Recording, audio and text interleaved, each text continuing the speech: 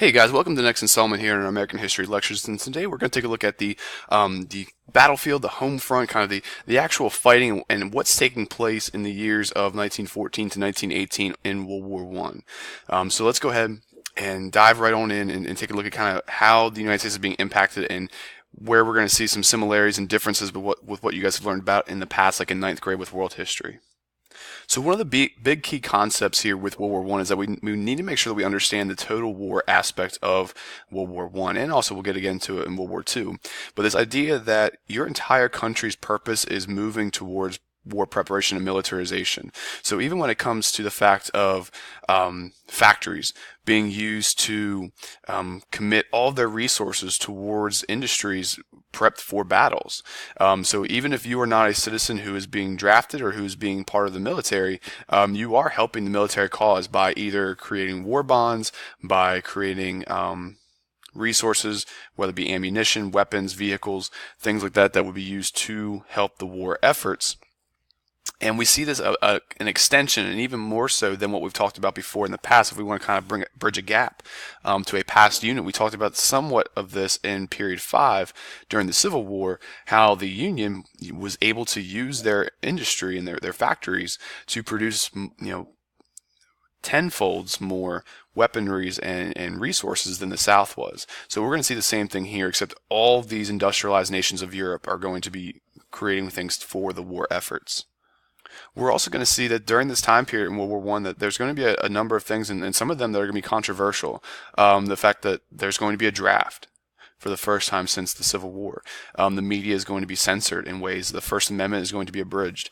Propaganda is going to be forced to support the war, and we're going to see the kind of the introduction of with posters for war bonds. We're going to see the introduction of Uncle Sam trying to commit and trying to get as many people to volunteer before eventually the draft takes place. We're also going to see that new industrial weapons, there are new tactics, and that, or I should say, they're outdated tactics, but new weapons that cause there to be a standstill in this war.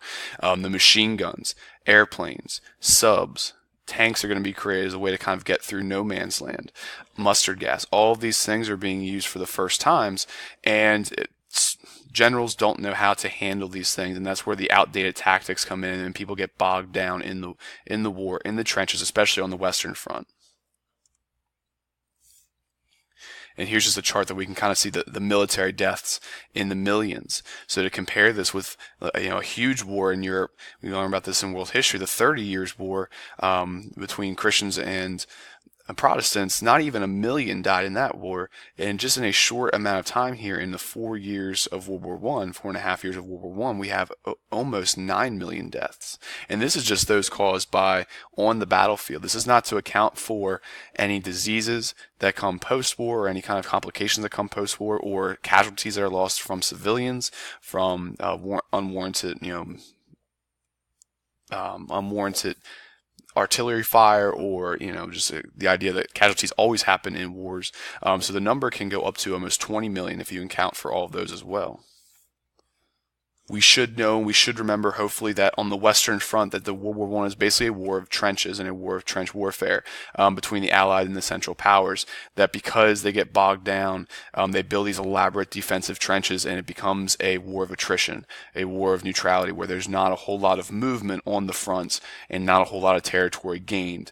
And we should know the idea, from trench to trench, what this no man's land would have looked like and what the lifestyle in the trenches would have been.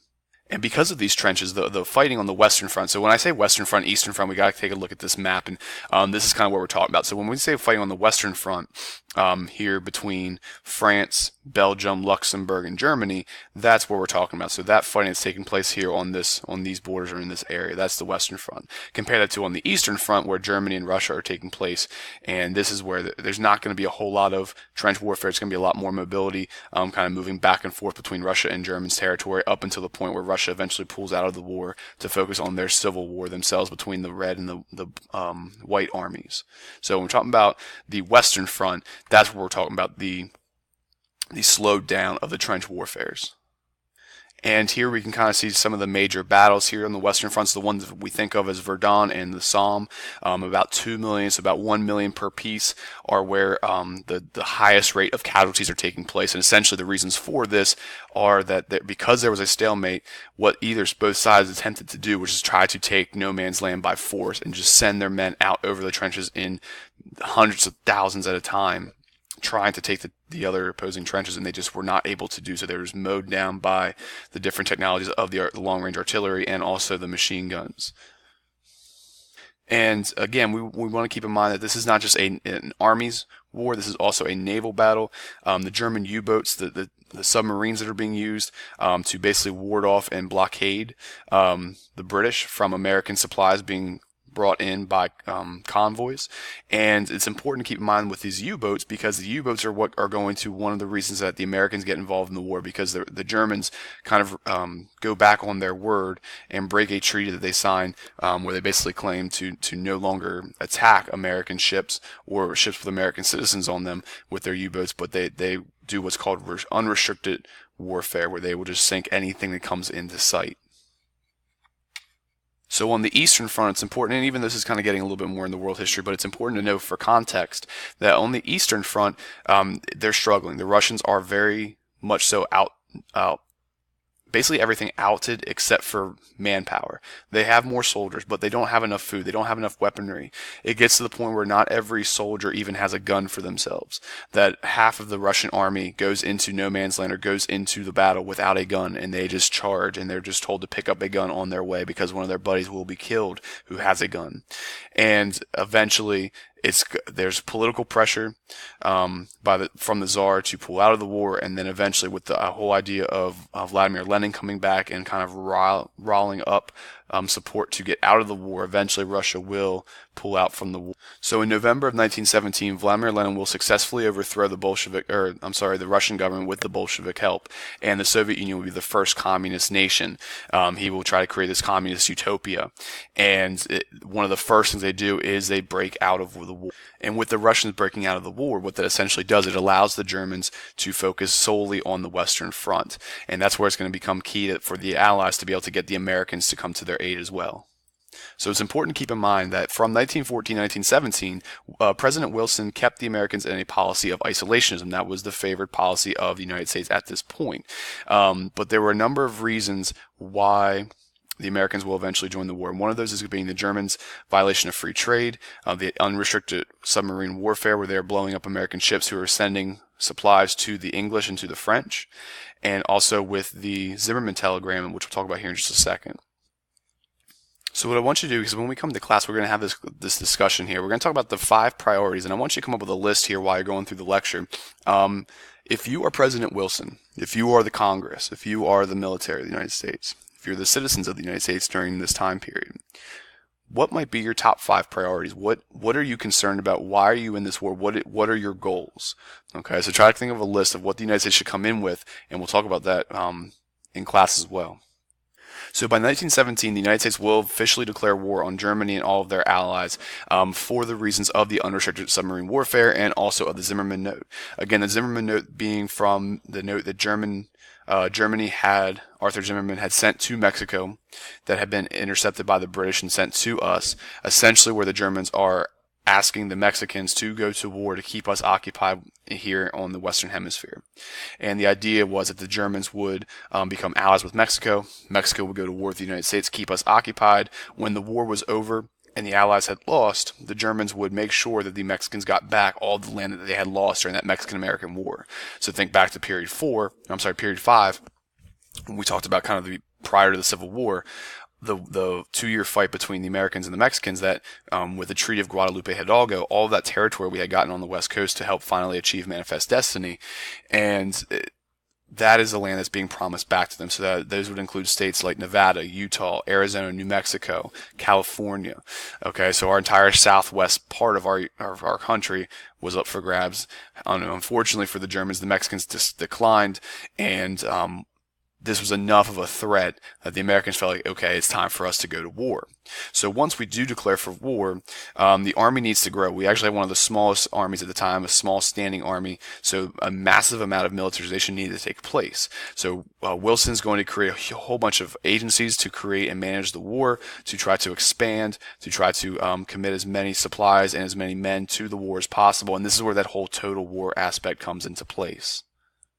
So even though the Americans were entering the war, they're doing so for their own reasons. It's not because a czar was shot. It was not because the idea that we need to keep Germany from controlling Europe. We're doing this to kind of make sure that we have an equal force and that our trade rights are not being restricted, that nobody is disallowing us from expanding into other parts of the world as well. So the American army is actually going to be kept very much separate for the most part from the other allied nations. And then Congress is going to pass the Selective Service Act, which is going to draft 2.8 million men into the military.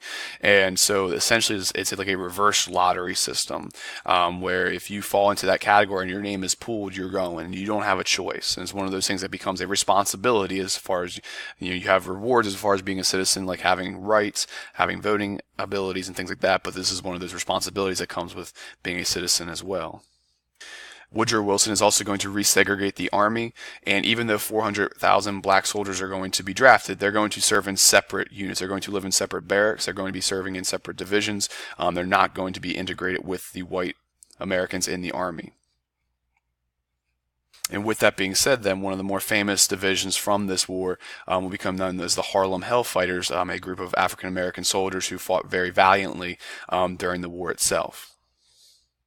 So again, going back to that idea of total war, remember the idea of total war is that every single citizen is pushing or pulling towards a war effort to help the country win. And one of those is going to be the WIB, or the War Industries Board, which is created to kind of oversee production of military supplies. So factories are now going to be used. Women are going to be going into factories. African Americans who are not a part of the draft are going to be moving northward, finding jobs in major cities like Chicago, like Detroit, like New York, Philadelphia, where they have massive amounts of factories and they need jobs. There's going to be quotas for supplies, and we're also going to get into the idea of war bonds. And everything is being created to help support war efforts. So here we can see victory gardens, where essentially we are trying to save food that can be sent over. The Americans are being encouraged to grow their own food, so that way the food that's being produced can be sent to Europe to help the soldiers to be fed, so they can efficiently win. There's going to be conservation efforts on all fronts, not just food, but also on fuel, on things like steel, things like coal, oil, anything that can be used for the war effort is going to be asked of people to save and to try to restrict their usage of. And we'll see as well as far as kind of restricting what they can buy, how much of things they can buy. The CPI is also going to be created, or the Committee of Public Information, which is going to be used to create propaganda to support the war.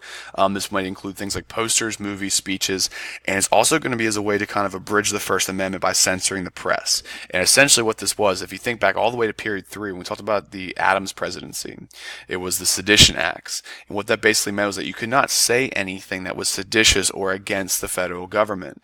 And this was a clear abridgment of the First Amendment rights of freedom of speech. And we saw that in response to that, the likes of Thomas Jefferson and James Madison wrote the Virginia and Kentucky resolutions basically condemning these things and protesting these on the state levels. And the same thing is going to be used here as the Sedition Acts during the war, not being able to critique the war, critique the president, critique the war efforts. And they're also going to encourage bond drives to raise money. And essentially how a bond works, probably many of you actually have bonds at home. You would pay a certain amount, let's just say $100 to the federal government. In exchange, you would get a bond. And then that bond, when it matures, depending on what kind of bond it is, will be worth more money. So it's a way of investing, but also giving money for war efforts up front. So depending on the kind of bond, maybe in 15 years it will double. So then your bond will be worth $200. You will be able to get back from them.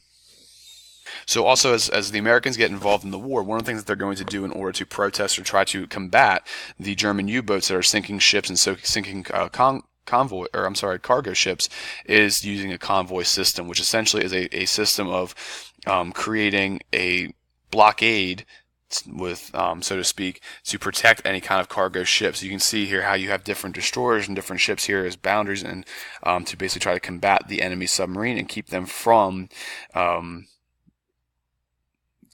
sinking the merchant ships, the ones who are bringing supplies over to the armies.